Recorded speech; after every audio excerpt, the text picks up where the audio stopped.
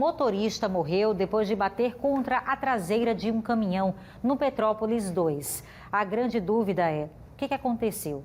A Mônica Hermírio esteve por lá. O acidente aconteceu no início da tarde, na via que dá acesso ao condomínio Petrópolis 2, no bairro Petrópolis. De acordo com o SAMU, a vítima, um homem de 40 anos, colidiu na traseira de um caminhão que estava estacionado na via. A vítima ficou presa às ferragens e, de acordo com a nota emitida pelo SAMU, a equipe médica ainda prestou socorro enquanto ele estava dentro do veículo. A unidade de suporte avançado constatou que ele havia sofrido afundamento do crânio e uma amputação traumática de um dos braços, sendo constatado o óbito ainda no local.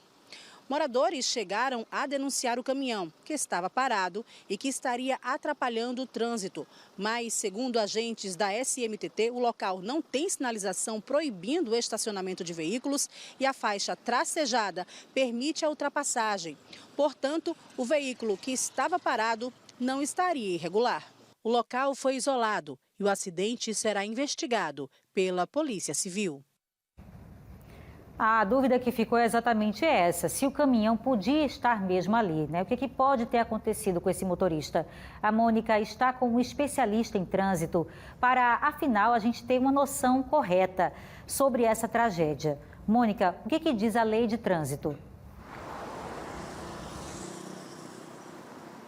Exatamente, Bia, essa dúvida, né, que fica, como eu falei na reportagem, segundo a SMTT, ele estava totalmente estacionado de forma legal.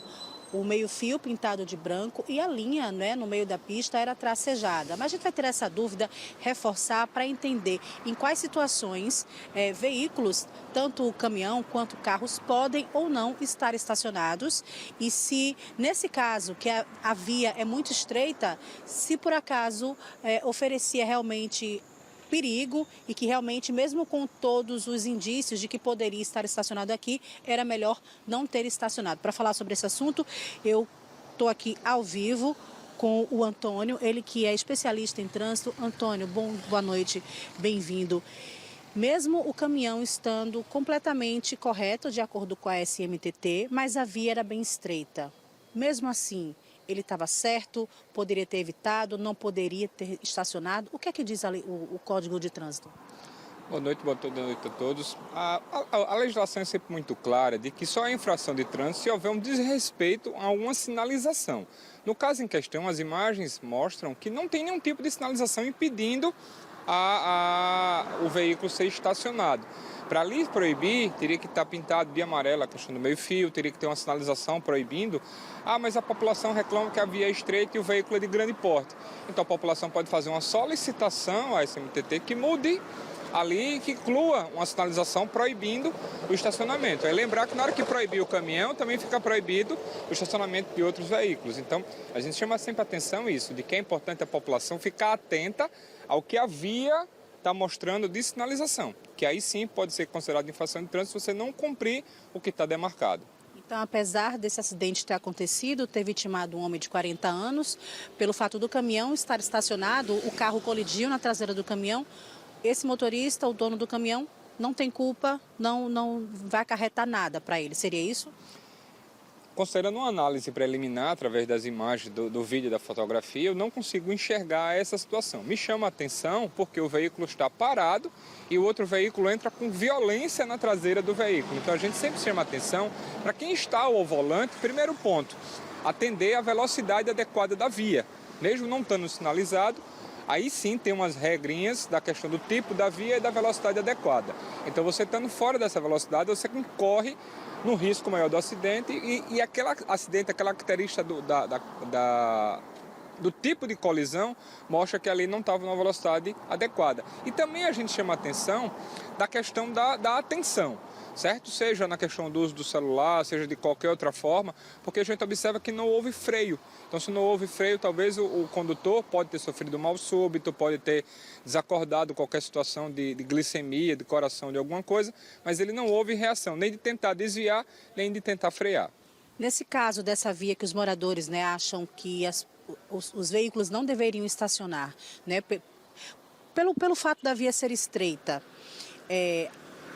os órgãos de trânsito deveriam ter observado isso antes a possibilidade de ser estacionamento, a via muito estreita, seria necessário essa avaliação antecipada dos órgãos de trânsito quando determinaram que seria daquela forma naquela via?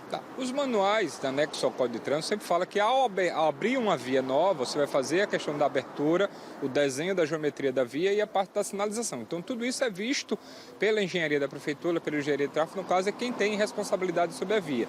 Então, se a população entende que deveria ser diferente, ele faz uma solicitação para que faça uma reavaliação da engenharia. Mas acredito que por ali está a via aberta, asfalto novo, tal. Não lembro agora quantos anos tem a abertura daquela via, mas não é uma via tão antiga. Deve ter sido feito todo esse estudo para a implementação da via. Aí, de novo, eu reforço. Seja naquela via ou em qualquer outra situação, se a população entende que deve ser algo diferente, se a população entende que está gerando acidentes, se a população verifica que gera a questão de alguns conflitos, é interessante sempre acionar, seja o Conselho Estadual de Trânsito, seja a própria SMTT, para que faça uma avaliação do novo estudo. Seria, de repente, necessário agora avaliar para realmente deixar de estacionar naquela via por ser muito estreita? No caso ali em questão, de novo, me chama a atenção não do veículo daquele tamanho ficar estacionado naquele ponto, que de novo não tem nenhuma marcação. Se a população achar interessante, se a MTT reavaliar, vai colocar isso.